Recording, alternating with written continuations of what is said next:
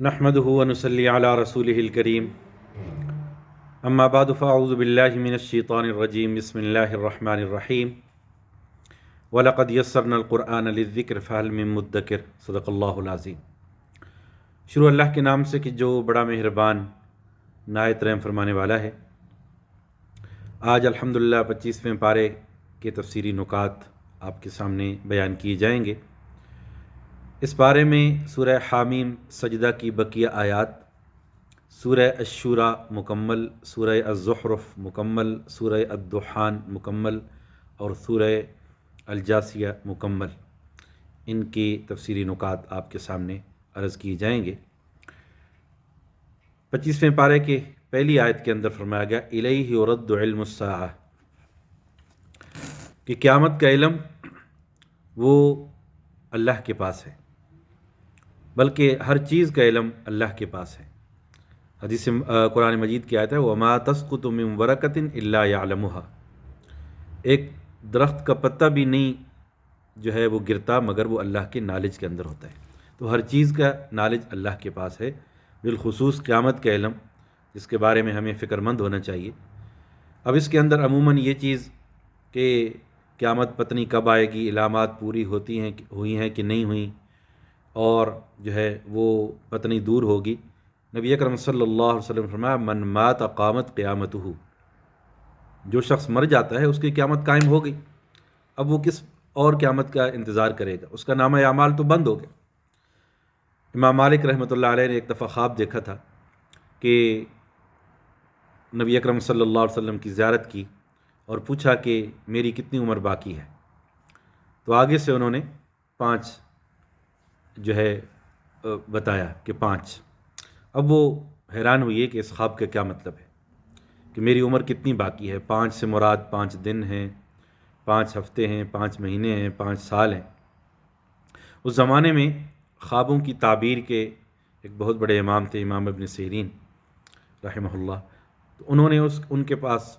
خواب کی تعبیر کے لیے جو ہے ان سے پوچھا،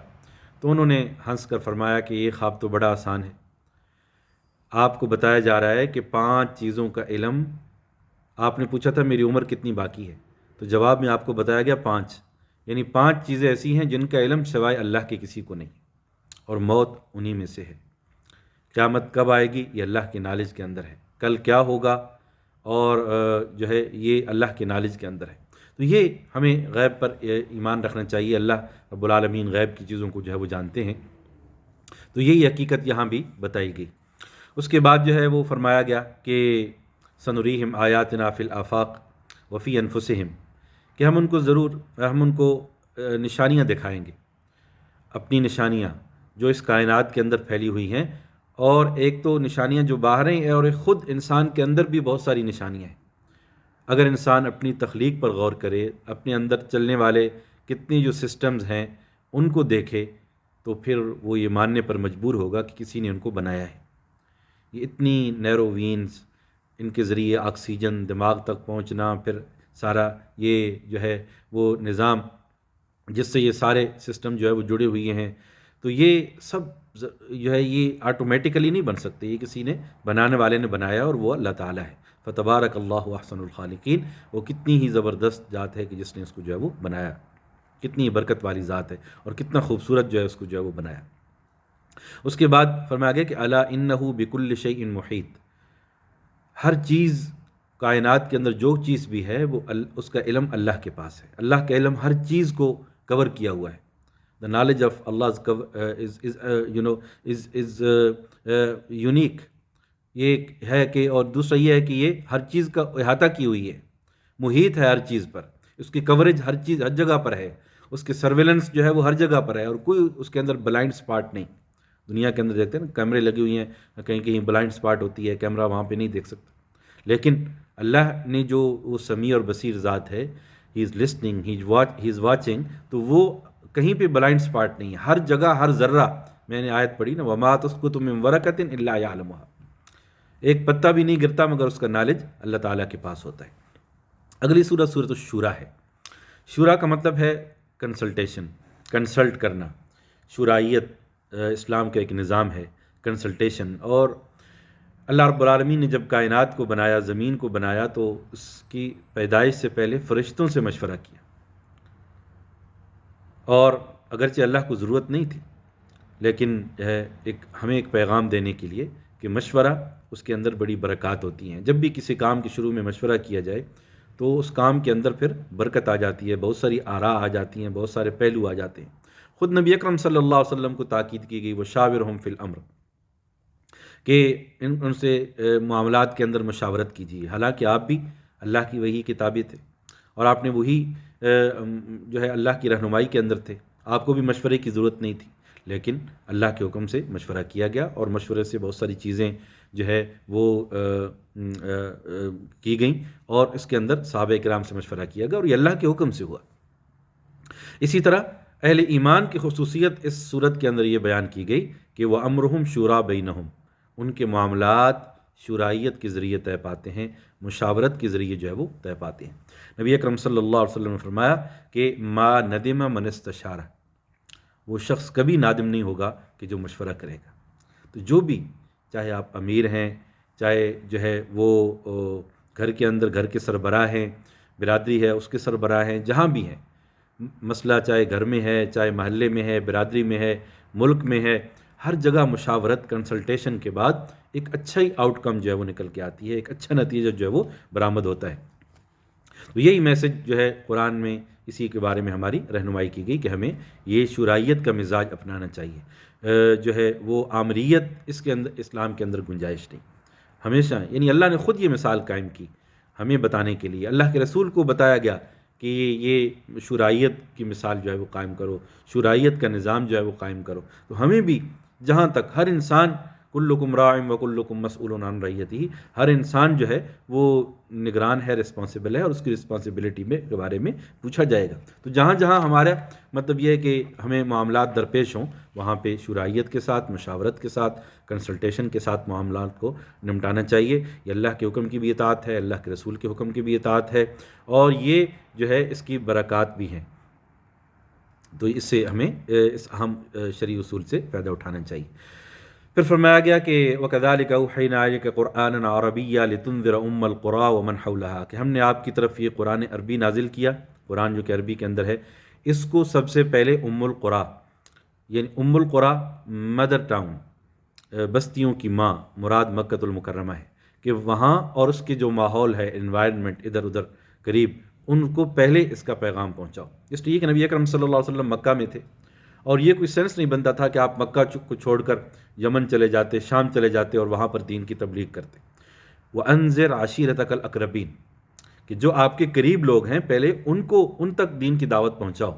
اس لیے کہ جو انسان کے قریب ہوتا ہے وہ اس کو زیادہ پہچانتا ہے کہ آدمی کھرا ہے یا آدمی کھوٹا ہے، یا آدمی سچا ہے یا آدمی جھوٹا ہے، یہ کیسا ہے اپنے معاملات کے اندر۔ اور آپ تو ویسے بھی صادق اور امین تھے، سب دشمن بھی اقرار کرتے تھے کہ آپ صادق تھے، آپ امین تھے۔ He was a true person, he was very honest person۔ تو اس وجہ سے آپ کو کہا گیا کہ اپنی دعوت کا آغاز اپنے گھر سے کرو، وہ کہتے ہیں چیریٹی begins from home۔ اور آپ صلی اللہ علیہ وسلم نے نام لے کر اپنے رشتہ داروں کو فرمایا، یا فاطمہ بنت محمد صلی اللہ علیہ وسلم انقذی نفسک من النار، کہ اے فاطمہ، رسول اللہ صلی اللہ علیہ وسلم کی صاحبزادی، اپنے آپ کو جہنم کی آگ سے بچاؤ، میں تمہیں قیامت والے دن جو ہے وہ عذاب سے نہیں بچاؤں گا۔ تو یہ ہر ایک اپنے رشتہ دار کا نام لے کر، تو یہ اس وجہ سے کہ ہمارے دین کے اندر وہ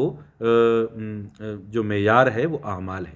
اور اللہ کے ہاں حسب و نسب اور یہ چیزیں نہیں چلتی۔ اللہ تعالیٰ کے ہاں انسان کے اعمال، لا تزر وازرۃ وزر اخریٰ، دوسرے کا کوئی بوجھ نہیں اٹھائے گا۔ ہر انسان کو اللہ کے حضور کھڑا ہونا ہے، اپنے اعمال کا جواب دینا ہے۔ اس کے بعد جو ہے وہ فرمایا لیس کمثلہ شیء، اللہ کے کچھ ایٹریبیوٹس کو بیان کیا گیا کہ اس جیسی کوئی نہیں ہے، اللہ کی مثال کوئی نہیں کہ آپ کوئی بتا سکے کہ اللہ تعالیٰ کیسے ہیں۔ وہ السمیع البصیر، وہ سننے والی اور دیکھنے والی جو ہے وہ ذات ہے۔ لہو مقالید السماوات والارض، اسی کے ہاتھ کے اندر آسمان و زمین کی کنجیاں ہیں، سارے خزانوں کی چابیاں، سارے فارمولے اس کے پاس ہیں۔ وہی خالق بھی ہے، مالک بھی ہے۔ یبسط الرزق لمن یشاء ویقدر، جس کے لیے چاہے رزق کو کشادہ کرے اور جس کے لیے تنگ کر دے۔ انہ بکل شیء علیم، بے شک وہ ہر چیز کا علم رکھنے والا ہے۔ اور پھر ایک بڑی اہم آیت ہے جس کا مدعا یہ ہے کہ تمام انبیاء علیہ السلام، آدم علیہ السلام سے لے کے محمد الرسول اللہ صلی اللہ علیہ وسلم تک، وہ سب ایک ہی دین کو لے کر آئے، ایک ہی پیغام کو لے کر آئے، کوئی الگ مذہب نہیں تھا، اور محمد الرسول اللہ صلی اللہ علیہ وسلم کوئی الگ مذہب لے کر نہیں آئے، بلکہ یہ وہی مذہب ہے جو تمام انبیاء نے جس کی طرف دعوت دی۔ تمام انبیاء کا پیغام ایک تھا، تمام انبیاء توحید کے علم بردار تھے، تمام انبیاء اللہ کی طرف بلانے والے تھے، اگرچہ ان کی جو مائنر ڈیٹیلز ہیں وہ الگ الگ ہیں، شرائع مختلف ہیں، لیکن دین ایک ہے۔ نبی اکرم صلی اللہ علیہ وسلم فرمایا الانبیاء اخوۃ لعلات امہاتہم شتیٰ و دینہم واحد، کہ جتنے بھی انبیاء علیہ السلام آئے وہ سب ایک لحاظ سے بھائی تھے، ان کے درمیان دینی لحاظ سے وہ ایک بھائی تھے، اور ان کی مائیں تو مختلف تھیں لیکن ان کا دین اور میسج ایک تھا۔ اسی طرح جو ہے تو گویا اسی میسج کو یہاں پر دہرایا گیا ہے کہ شرع لکم من الدین ما وصی بہ نوحا والذی اوحینا الیک وما وصینا بہ ابراہیم وموسیٰ وعیسیٰ ان اقیموا الدین ولا تفرقوا فیہ۔ تمام انبیاء کو یہی پیغام دیا گیا کہ دین کو قائم کرو، اقامت دین کا فریضہ سر انجام دو، ولا تفرقوا فیہ، اور آپس کے اندر تفرقہ اور افتراق نہ پیدا کرو۔ ان الذین فرقوا دینہم وکانوا شیعا لست منہم فی شیء، کہ جن لوگوں نے دین کو ٹکڑے ٹکڑے کر دیا ہے، گروہوں میں بٹ گئے، تمہارا ان سے کوئی واسطہ نہیں۔ انما امرہم الی اللہ، ان کا معاملہ اللہ تعالیٰ کے ذمہ ہے، اللہ تعالیٰ کے اوپر ہے کہ وہ کیا ان کے بارے میں فیصلہ کرتے ہیں۔ ہمارا کام ہے اتحاد کی بات کرنا، یونٹی کی بات کرنا اور رواداری کی بات کرنا، یہی ہمارا دین ہمیں جو ہے وہ سکھاتا ہے۔ وَكَذَلِكَ جَعَلْنَاكُمْ أُمَّةً وَسَطًا، کہ ہم نے اس امت کو ایک امت وسط بنایا، ایک معتدل امت بنایا، ایک ماڈریٹ امت بنایا۔ یہاں نہ سختی رکھی گئی اس امت میں اور نہ بہت زیادہ نرمی رکھی گئی، اعتدال کے ساتھ سارے حکم جو ہے وہ دیے گئے، بہت ہی بیلنس دین ہے۔ اور یہی فرمایا کہ یہ دین الیوم اکملت لکم دینکم واتممت علیکم نعمتی ورضیت لکم الاسلام دینا، یہ دین نبی اکرم صلی اللہ علیہ وسلم کے ساتھ آپ کے اوپر مکمل ہوا ہے۔ دس دین واز پرفیکٹڈ اپان محمد صلی اللہ علیہ وسلم۔ جو آدم علیہ السلام سے شروع ہوا تھا وہ جو ہے ایولیشن کے بعد اب تمام انبیاء کو مختلف جو ہے وہ ہدایات دی گئیں، شرائع مختلف تھیں، لیکن جو فائنل اب ہمارے لیے قابل عمل چیز ہے وہ دین اسلام ہے۔ ان الدین عند اللہ الاسلام ومن یبتغی غیر الاسلام دینا فلن یقبل منہ، اللہ کے ہاں دین اسلام ہی ہے، جو کوئی اس کے علاوہ کوئی اور دین لے کر آئے گا اللہ کے ہاں وہ قبول نہیں ہوگا۔ اس کے بعد حضور اکرم صلی اللہ علیہ وسلم کو ہدایات دی گئیں، فَلِذَلِكَ فَادْعُ وَاسْتَقِمْ كَمَا أُمِرْتَ، بس اسی طرح دعوت دیجئے، اسی کی دعوت دیجئے، اور جو آپ کو حکم ہوا ہے، جو چیز آپ کی طرف وحی کی گئی ہے اس پر عمل بھی کیجیے اور اس پر استقامت بھی دکھائیے۔ وَلَا تَتَّبِعْ أَهْوَاءَهُمْ، اور ان کی خواہشات کی پیروی نہیں کیجیے۔ تو لوگ تو کہتے ہیں یہ ہونا چاہیے وہ ہونا چاہیے، لیکن اللہ اور اللہ کے رسول نے جو چاہا وہی دین کا حصہ ہے۔ نبی اکرم صلی اللہ علیہ وسلم نے فرمایا کہ دین کی بنیاد قرآن اور سنت پر ہے، جو ان کو مضبوطی سے پکڑے گا گویا کہ اس نے ہدایت کا راستہ پا لیا، اور جو ان کو چھوڑ دے گا گویا کہ وہ گمراہی کے راستے پر چل پڑا ہے۔ نبی اکرم صلی اللہ علیہ وسلم نے فرمایا کہ میں دو ہی چیزیں چھوڑ کر جا رہا ہوں، قرآن اور سنت، جو بھی اس کو مضبوطی سے پکڑے گا ہدایت پائے گا، اور جو ان کو چھوڑے گا وہ گمراہی کا شکار ہوگا۔ اللہ ربنا وربکم لنا اعمالنا ولکم اعمالکم، اللہ میرا بھی رب ہے، ہمارا بھی رب ہے، تمہارا بھی رب ہے، ہمارے اعمال ہمارے لیے، تمہارے اعمال تمہارے لیے۔ اگر اپنے کیے پر ہی تم اصرار کر رہے ہو کہ جو تم کر رہے ہو وہی ٹھیک ہے، تو پھر ٹھیک ہے، معاملات تمہارے تم اپنے اعمال کے ذمہ دار، ہم اپنے اعمال کے ذمہ دار، اور فیصلہ اللہ تعالیٰ کے ہاں ہوگا قیامت والے دن کہ کون سچا تھا۔ اللہ لطیف بعبادہ یرزق من یشاء، اللہ اپنے بندوں پر بڑا نرم ہے، Allah is very kind to his servants, یرزق من یشاء، جس کو چاہتا ہے رزق دیتا ہے، وہو القوی العزیز، وہ بڑی زبردست اور عزت والی ذات ہے، زبردست اور قوی ذات ہے۔ اور فرمایا کہ کچھ لوگ دنیا کے طلبگار ہیں اور کچھ لوگ آخرت کے طلبگار ہیں، ان کا ایک نقشہ کھینچا گیا، من کان یرید حرث الآخرہ نزد لہ فی حرثی، جو آخرت چاہے گا ہم اس کو آخرت دیں گے، ومن کان یرید حرث الدنیا نؤتیہ منہا، جو دنیا چاہے گا اس کو ہم دنیا ہی دے دیں گے۔ تو یہی چیز سورہ بقرہ کے اندر بھی فرمائی گئی، اس سے پہلے بھی، کہ جو شخص یہ چاہتا ہے کہ مجھے دنیا ہی چاہیے اسے پھر دنیا ہی مل جاتی ہے، جو شخص یہ چاہتا ہے کہ مجھے آخرت چاہیے اس کو آخرت مل جاتی ہے۔ اور پھر بہترین دعا سکھائی گئی، ربنا آتنا فی الدنیا حسنہ وفی الآخرۃ حسنہ وقنا عذاب النار، کہ ہمارا رب ہمیں دنیا کی بھی بھلائی عطا فرما، آخرت کی بھی بھلائی عطا فرما۔ تو دنیا وہ نہیں ہے جس کو ہم دنیا سمجھتے ہیں، جو چیز اللہ سے دور کر دے وہ دنیا ہے، چاہے وہ مال ہے، اولاد ہے، بیوی ہے، جو بھی ہے، اور جو چیز اللہ کے قریب کر دے وہ دین ہے۔ چاہے اولاد ہے، بیوی ہے، مال ہے، بچے ہیں، جو بھی ہے، تو کوئی بھی چیز بذات خود دنیا نہیں، ہم اس کو خود دنیا بناتے ہیں، ہم اس کو خود دین بناتے ہیں۔ یہی مال عبد الرحمن بن عوف کے پاس بھی تھا اور انہوں نے اللہ کے قربت کا ذریعہ بنایا۔ یہی مال عثمان غنی رضی اللہ تعالیٰ عنہ کے پاس تھا اور انہوں نے اللہ کی قربت کا ذریعہ بنایا۔ لیکن یہی مال قارون کے پاس بھی تھا، لیکن خود بھی جو ہے ہلاک ہوا اور اپنے مال کو بھی اپنے ساتھ زمین کے اندر جو ہے وہ دنسایا۔ تو یہ چیز ہے کہ کسی چیز کو، کوئی چیز بذات خود دین یا دنیا نہیں ہوتی، اس کو ہم بناتے ہیں اپنے عمل سے۔ نیت اگر درست ہے، ایک عمل بہت اچھا ہے، اللہ کے ہاں قبول ہے۔ نیت درست نہیں، وہ عمل دکھلاوا بن گیا، ریاکاری بن گئی، اللہ کے ہاں اس کی کوئی ویلیو نہیں، چاہے کتنا ہی بڑا عمل جو ہے وہ کیوں نہ ہو۔ تو اس کے بعد جو ہے وَهُوَ الَّذِي يَقْبَلُ وَالَّذِينَ آمَنُوا وَعَمِلُوا الصَّالِحَاتِ فِي رَوْضَاتِ الْجَنَّاتِ، جو لوگ ایمان لائیں گے، نیک اعمال کریں گے، ان کے لیے جو ہے سرسبز جو ہیں وہ باغات ہیں، اللہ کے ہاں انعام ہے۔ لَهُم مَّا يَشَاءُونَ عِندَ رَبِّهِمْ، اور جو وہ چاہیں گے ان کو وہ چیز ملے گی۔ ذَلِكَ هُوَ الْفَضْلُ الْكَبِيرُ، اور یہ بہت اللہ کا فضل اور بہت بڑا انعام ہے۔ اس کے بعد وَهُوَ الَّذِي يَقْبَلُ التَّوْبَةَ عَنْ عِبَادِهِ وَيَعْفُو عَنِ السَّيِّئَاتِ وَيَعْلَمُ مَا تَفْعَلُونَ، کہ اللہ تعالیٰ اپنے بندوں کی توبہ کو قبول کرتے ہیں۔ انسان ہے، اس سے غلطی ہو جاتی ہے، گناہ ہو جاتا ہے، لیکن گناہ ہو جانا یہ اللہ نے اس کے لیے ایک دروازہ رکھا ہے، ایک وے آؤٹ رکھا ہے، ایک ایگزٹ پوائنٹ رکھا ہے۔ ایک بہت بوڑھا شخص نبی اکرم صلی اللہ علیہ وسلم کے پاس آیا، لاٹھی کے سہارے، تقریباً بالکل بوڑھا کہ چل بھی صحیح نہیں سکتا تھا۔ اس نے کہا کہ یا رسول اللہ، میں نے بہت گناہ کیے ہیں، اور اتنے گناہ کیے ہیں کہ اگر ساری روئی زمین پر پھیلا دیے جائیں پھر بھی جو ہے وہ کم پڑ جائیں، تو میرے لیے کوئی وے آؤٹ ہے، میرے لیے کوئی نکلنے کا طریقہ ہے؟ نبی اکرم صلی اللہ علیہ وسلم نے فرمایا کہ ہاں، کلمہ پڑھو، توبہ کرو، مسلمان ہو جاؤ، اللہ تعالیٰ تمہارے گناہوں کو نیکیوں کے ساتھ بدل دیں گے۔ تو یہ دیکھیے نا، عموماً دنیا ایسے لمحے پہ آدمی مایوس ہوتا ہے اور ہر در سے ٹھکرایا ہوا ہوتا ہے، لیکن اللہ کا در کھلا ہے، اور مرنے سے پہلے تک معلوم یغرغر، جب تک جو ہے موت کی جو ہے وہ کیفیت طاری نہیں ہوتی، موت کا ہاتھ انسان کے گلے تک نہیں پہنچتا، اس سے پہلے انسان جو ہے وہ توبہ کر لے۔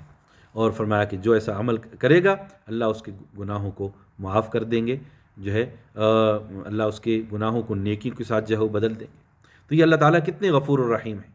تو یہ ہمیں توبہ اللہ تعالیٰ سے کرنی چاہیے، اور توبۃ النصوح کرنی چاہیے، اپنے گناہوں کی توبہ، وہ گناہ جو اللہ سے کے حقوق سے متعلق ہیں ان کی بھی توبہ، اور وہ گناہ جو حقوق العباد سے متعلق ہیں ان کی بھی تلافی، کمپنسیشن۔ کسی کا کوئی مال دبا ہوا اس کو واپس کیا جائے، کسی کا جو ہے کوئی ذاتی کوئی ہے وہ اس سے معافی لی جائے، تو یہ چیز کے حقوق العباد،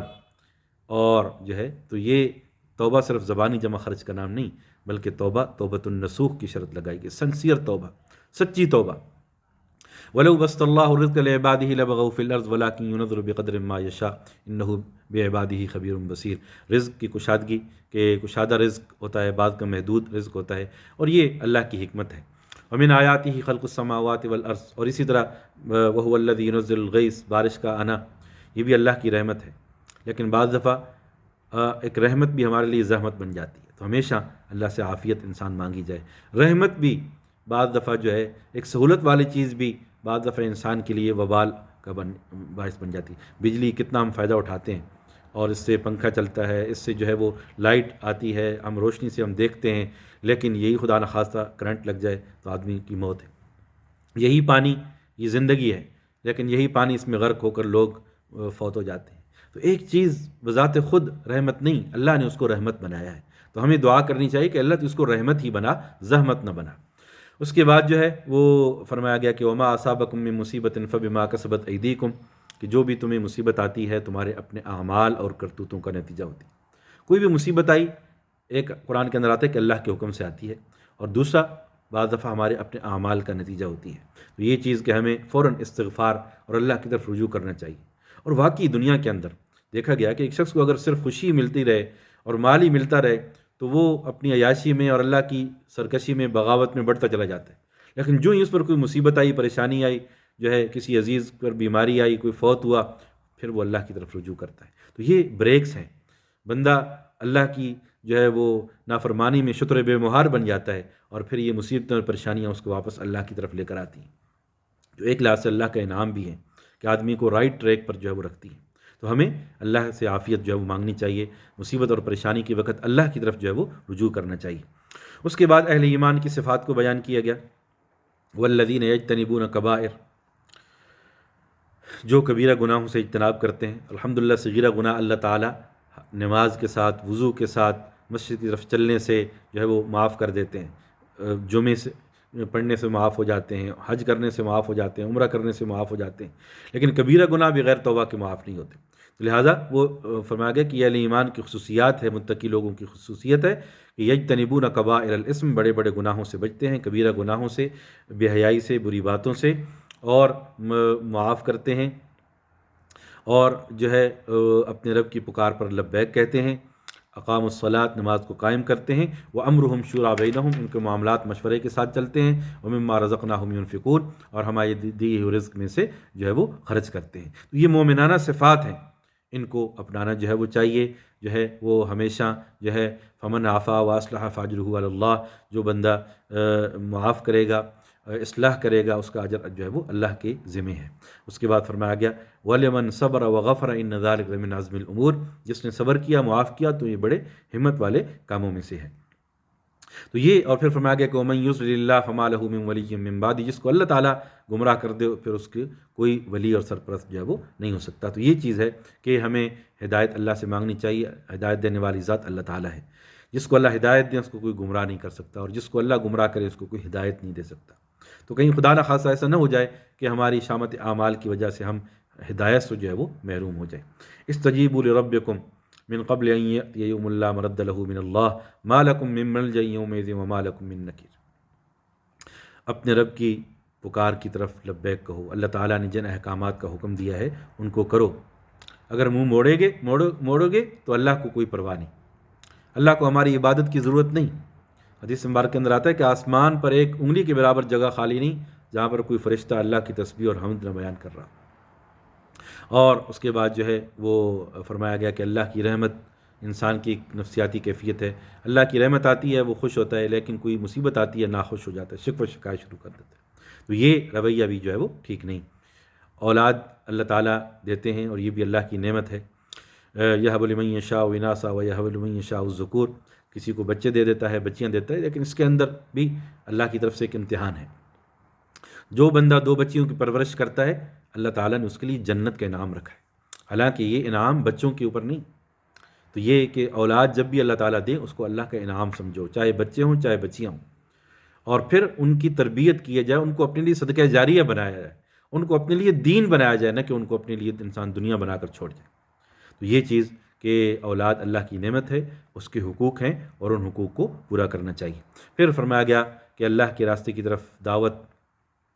صراط اللہ الذی لہ ما فی السماوات و ما فی الارض، اس ذات کے راستے کی طرف، اللہ کے راستے کی طرف دعوت، کہ ایسا راستہ ہے کہ وہ ایسی ذات ہے کہ تمام آسمان و زمین اسی کے لیے ہے، تمام معاملات کو اسی کی طرف لوٹ کر جو ہے وہ جانا ہے، اس ذات کی عبادت اور اس ذات کی طرف رجوع ہمیں کرنا چاہیے۔ اس کے بعد اگلی سورۃ الزخرف ہے، اور اس کے اندر جو ہے قرآن اس کو فرمایا گیا کہ یہ انا جعلناہ قرآنا عربیا لعلکم تعقلون، ہم نے اس قرآن کو عربی کے اندر جو ہے وہ نازل کیا تاکہ تم اس کو سمجھو، عقل حاصل کرو۔ اور اس کے اندر پھر مزید انبیاء علیہ السلام کا جو ہے وہ تذکرہ اور اللہ کے کلام، اس کی مزید تفصیلات جو ہے وہ بیان کی گئیں، کس طرح پچھلی قوموں کہ انہوں نے اللہ کی نافرمانی کی اور پھر کیسے اللہ تعالیٰ کی سختی اور پکڑ ان پر جو ہے وہ آئی۔ اس میں ابراہیم علیہ السلام کا ذکر، ان کا والد بت پرست تھا اس کا ذکر ہے، موسیٰ علیہ السلام کا تذکرہ، فرعون کے ساتھ جو ہے وہ آویزش اس کا جو ہے وہ تذکرہ ہے، عیسیٰ علیہ السلام کا جو ہے وہ تذکرہ ہے۔ تو ان سب کے اندر قرآن کے اندر مختلف مقامات پر ان کا کچھ نہ کچھ حصہ ہمیں ملتا ہے، اور جو چیز ہمارے ڈیلی لائف سے ریلیونٹ ہے اس کو مختلف جگہ پر جو ہے وہ بیان کر دیا گیا۔ اللہ تعالیٰ نے فرمایا کہ ہم نے آسمان سے پانی اتارا، بلندی سے پانی اتارا، اور پھر اس کی وجہ سے ہم نے مردہ زمین کو زندہ کر دیا، تو اسی طرح تم بھی جو ہے وہ اٹھائے جاؤ گے۔ تو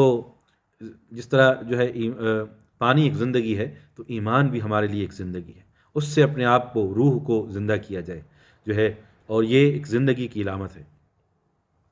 اس کے بعد جو ہے وہ سفر کی دعا ہمیں ملتی ہے، سبحان الذی سخر لنا ھذا وما كنا له مقرنین وإنا إلی ربنا لمنقلبون۔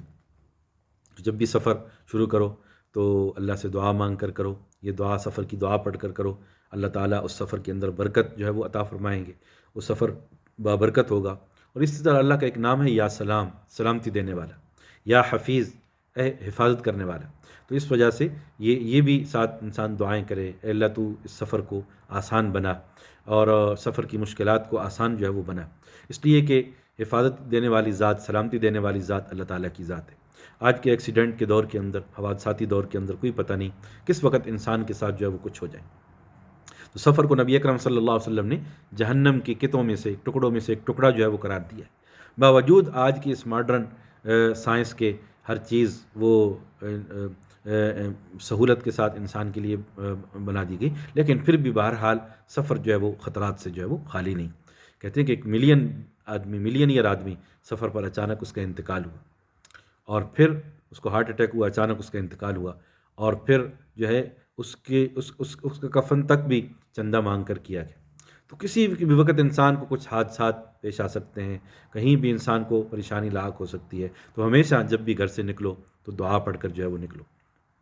جب انسان گھر سے دعا پڑھ کر نکلتا ہے تو شیطان الگ ہو جاتا ہے، کہا کہ he has been protected, he has been guarded, کہ اس کی اب حفاظت جو ہے وہ فرشتے کریں۔ تو یہ چیز کہ ہمیں اللہ کے نام کے ساتھ، بسم اللہ، شروع اللہ کے نام سے، جو بھی کام اللہ کے نام کے ساتھ شروع کیا جائے اس کے اندر برکات جو ہے وہ حاصل ہوتی ہیں۔ مشرکین کے باطل عقائد، ان کی تردید کی گئی۔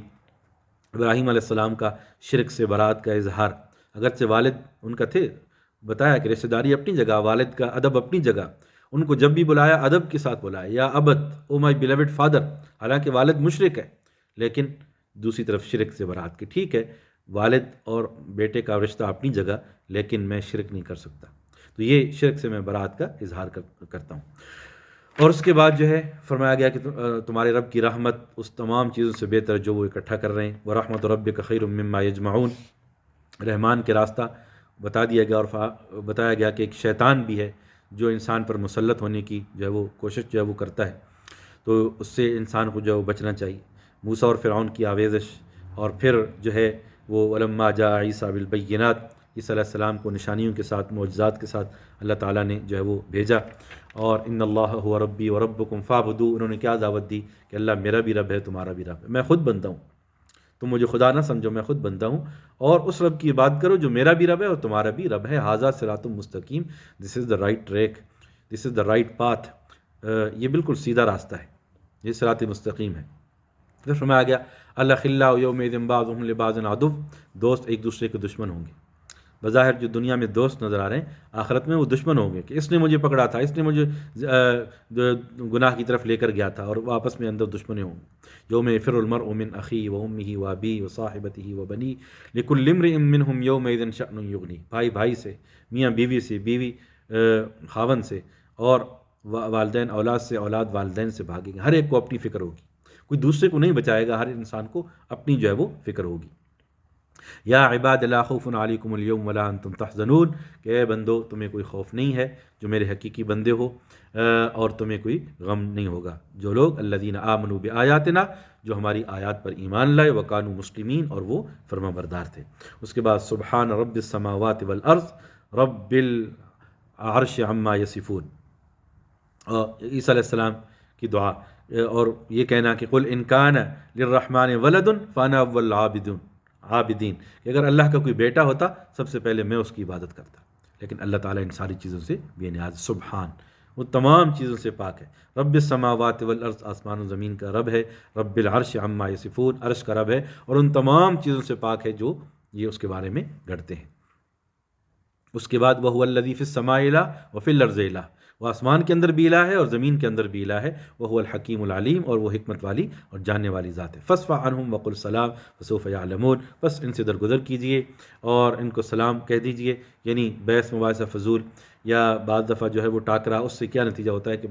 بجائے کوئی خیر کا پہلو نکلنے کے مزید دوریاں پیدا ہوتی ہیں۔ تو جب وہ ڈائلاگ اس سٹیج پر آ جائے کہ اس سے مزید فاصلے بڑھیں گے تو اس کو سٹاپ کر دینا چاہیے، جس طرح قرآن کے اندر وَإِذَا خَاطَبَهُمُ الْجَاهِلُونَ قَالُوا سَلَامًا، آپ جاہل آدمی سے جیت نہیں سکتے، جتنی بھی آپ دلائل دیں، سونے کی دلیل دیں، ہیرے کی دلیل دیں، جاہل آدمی نہیں مانتا، تو پھر کیا وجہ ہے مزید وہ اپنی جہالت میں آگے بڑھے گا۔ اس کی آسان طریقہ ہے کہ پہلے ہی اس سے کہو جی وَإِذَا خَاطَبَهُمُ الْجَاهِلُونَ قَالُوا سَلَامًا، بھئی میں تمہارا مقابلہ نہیں کر سکتا، ٹھیک ہے، اور اپنا راستہ تم اپنا راستہ لو اور ہم اپنا راستہ لیتے ہیں۔